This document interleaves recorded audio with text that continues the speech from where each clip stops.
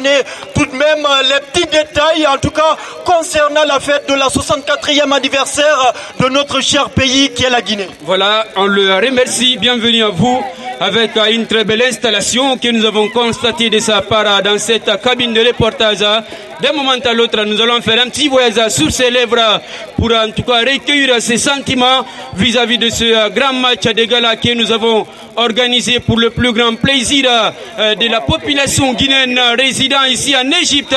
Revenons-en sur cette ligne médiane, la balle qui reste en tout cas entre ces deux équipes à travers ces joueurs suivants. Attention, l'intervention magistrale de ce gardien de but qui vient de faire un sauvetage magistral pour sa formation. Je crois que c'est les premières difficultés dont cette équipe du Fouta Djallon est en train de faire face devant l'équipe de la Basse-Côte. Oui, en tout cas la formation du Fouta Djallon qui reste très vigilante, la formation de la Basse-Côte qui effectue des occasions de plus en plus et il faudrait que la formation du Fouta Djallon revienne encore dans le match. Voilà, suivons avec ce jeune joueur qui va essayer voilà, de régulariser la situation pour son équipe de la Basse-Côte. Voilà le Fouta Djallon à travers cette défense. Attention, attention. Voilà, c'était une louche, voilà, mais ça n'a pas été concrétisé par cette équipe de la Basse-Côte qui a tergiversé Barry. Chose qui ne devrait pas arriver pour nous laisser voir le troisième but de cette rencontre de cet après-midi. Oui, une rencontre très somptueuse.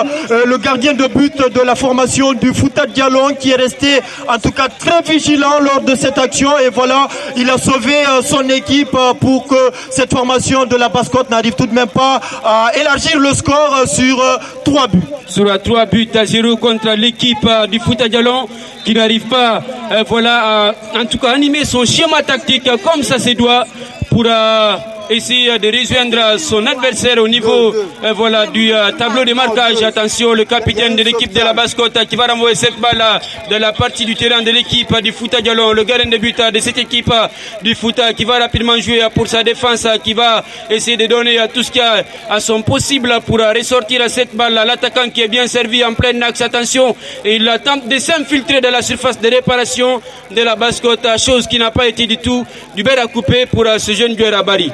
Oui, du beurre à couper, en tout cas, cette formation de la Basse-Côte qui joue paisiblement, sans pression, et tandis qu'à cette formation du Fouta Djallon, elle est en train, pour le moment, de rechercher les automatismes qui, en tout cas, ne répondent toujours pas. Et voilà. Attention, le but de réduction qui vient d'être signé. Deuxième.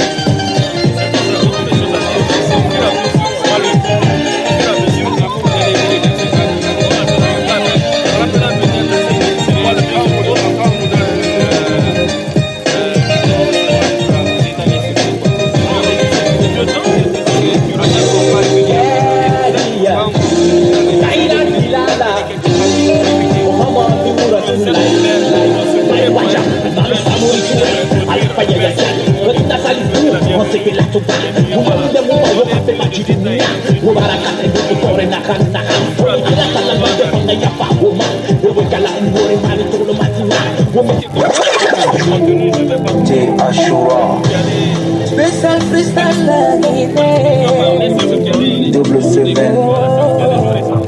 Oh lagi ni Papa Seguba Ganja Kuyati Malanya Baruba Kuatus Set my head Mona Kazura Mona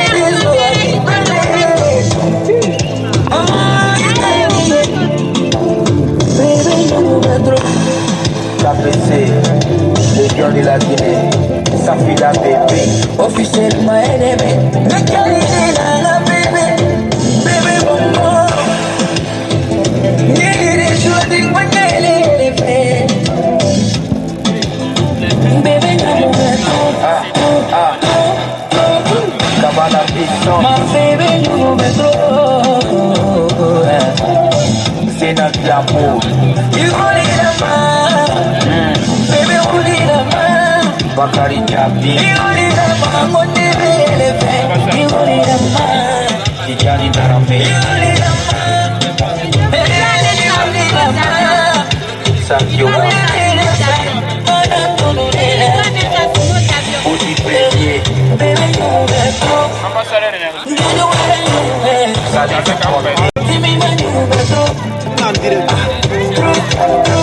Junior Sako très très fort.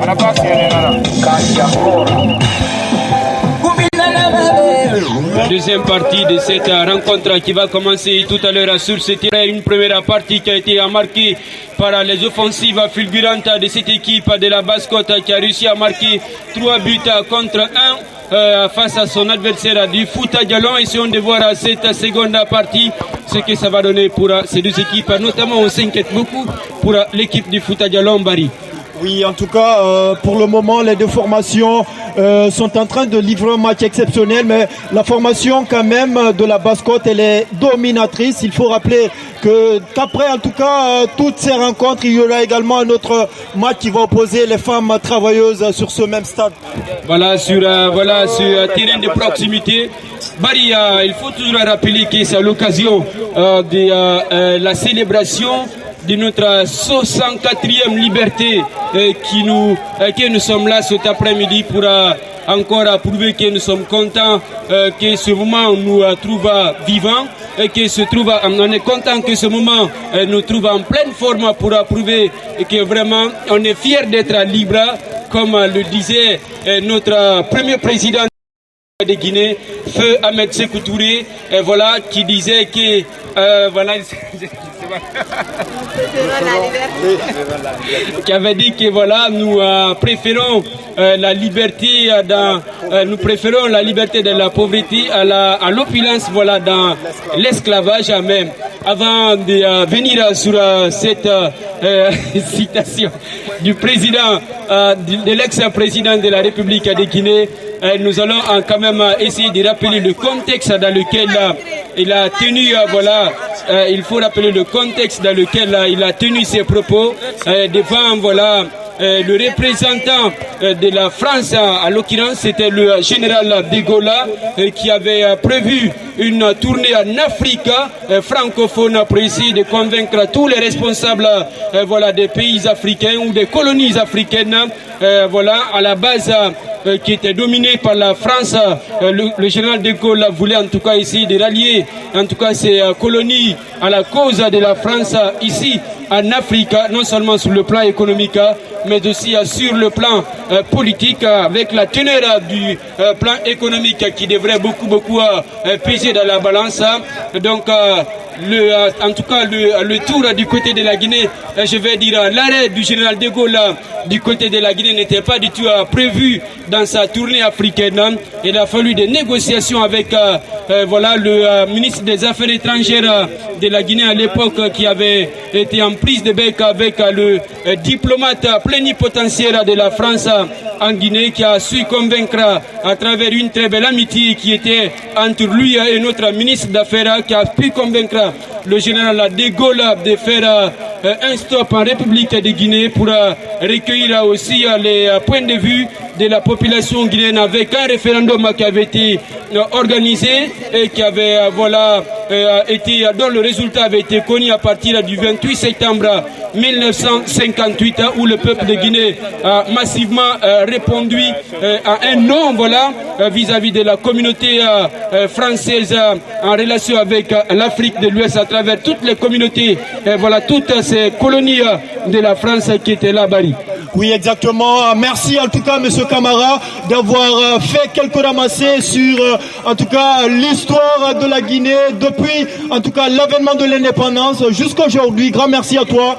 Et en tout cas, vous pouvez retrouver, en tout cas, ce 64e anniversaire sur 224 FM, sur WhatsApp. En tout cas, vous nous suivez un peu partout ici, même au Caire. Je vous le rappelle. Grand merci, en tout cas, de nous avoir porté confiance.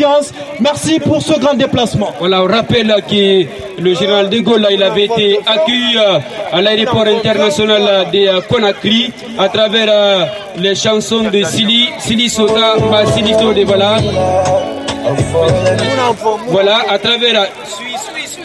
à travers les chansons de Sili Sota, Siliso.